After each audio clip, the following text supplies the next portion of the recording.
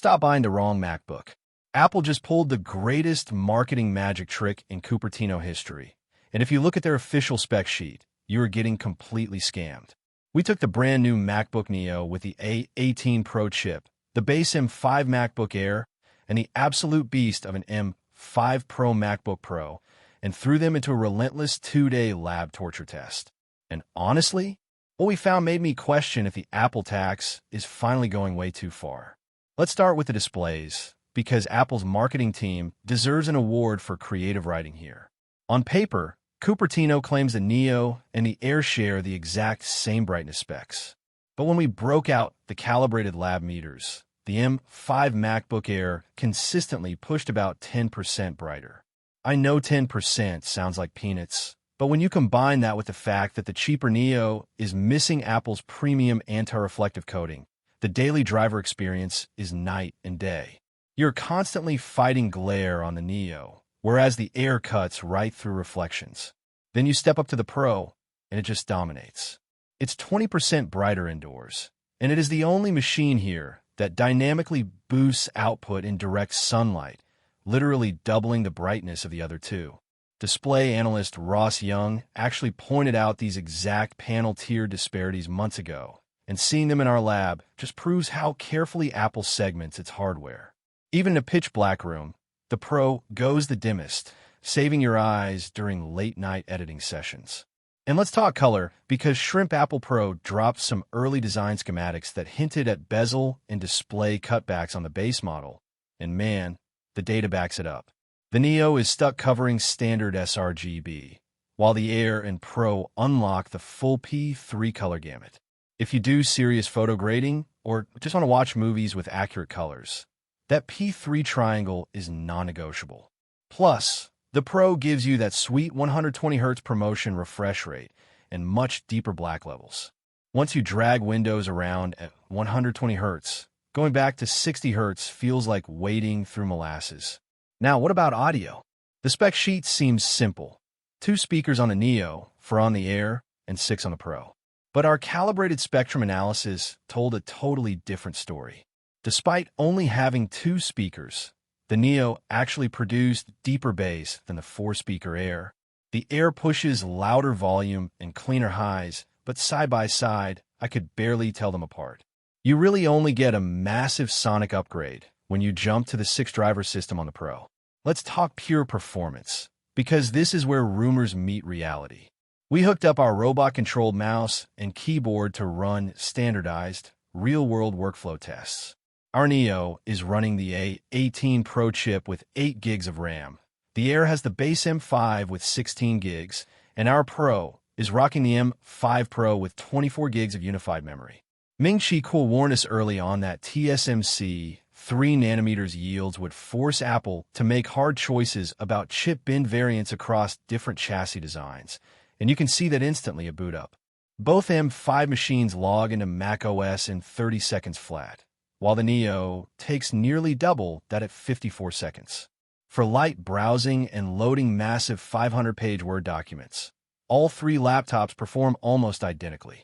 But let's stop babying them.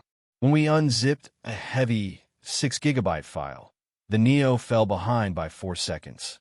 In Photoshop, editing a 15-megapixel RAW file, using spot healing, smudge tools, and heavy content-aware fills, the Pro beat the Air by 2 seconds, while the Neo lagged 10 seconds behind.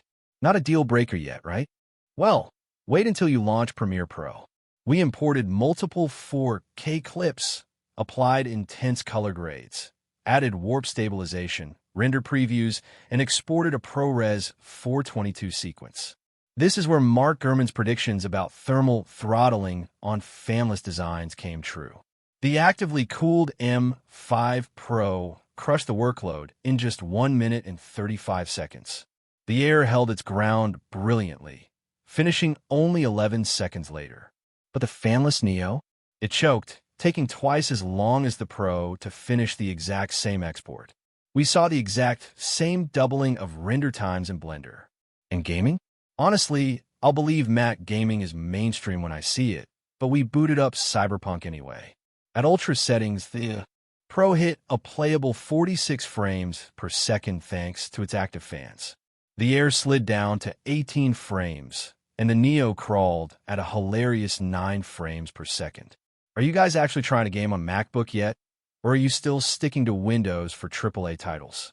Drop a comment below because I really want to know if anyone is legitimately booting up Cyberpunk on an 8 GB machine.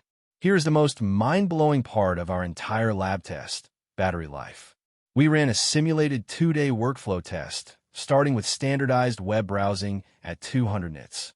After 2 hours, the Pro lost just 11%, while the Air and Neo both dropped 19%. But when we tested typing in Word and copying Excel data while streaming Spotify, all 3 machines drained at almost the exact same rate, dropping around 24 to 26 points. We then put them through a 30-minute robotic Zoom call with active subject tracking and background blur. The Pro lost 6 points, the Air lost 8, and the Neo lost 10. Here is the kicker.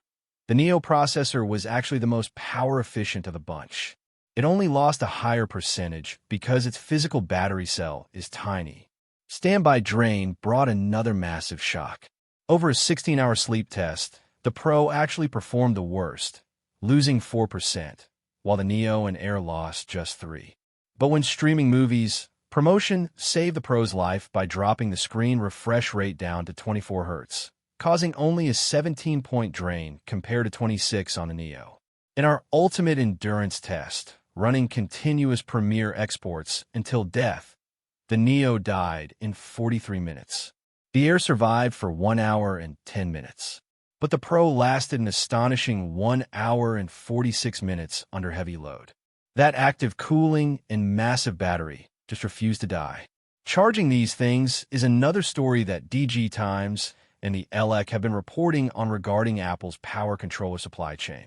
The Air and Pro include MagSafe in the box, and plugged into a 70-watt brick, they rocketed to around 45% in 30 minutes. The Neo is stuck charging over basic USB-C like an old iPhone, crawling to just 22% in the same half hour. What about cameras and mics? The Air and Pro give you noticeably sharper 1080p video with much more natural skin tones than the Neo, plus reliable center stage tracking. But the microphones? This blew my mind. You would expect the expensive Pro to sound best, but our audio tests proved the cheapest MacBook Neo actually captured the warmest, cleanest vocal audio of the 3. Never upgrade your Mac just for the internal microphone. Finally, let's look at the hardware connectivity, which reports from Mac Attacker accurately predicted months ago. The Neo and Air only give you 2 USB-C ports, but because the Air has MagSafe, you don't waste a data port in a power cable. The Pro gives you 3 ports, full-size HDMI, and an SD card slot. More importantly, the transfer speeds are locked behind tiers: standard USB-C on the Neo, Thunderbolt 4 on the Air, and blazing Thunderbolt 5 on the Pro.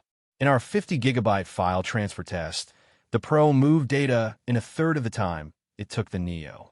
And while the Air and Pro feature ultra-fast Wi-Fi 7, the Neo is left on older wireless tech. When you look at seamless integration across the Apple ecosystem, the Air is clearly the sweet spot for 90% of people. But would you rather save the cash and live with the Neo as your daily driver? Or is the Apple tax on the M5 Pro worth every penny? Let me know down in the comments.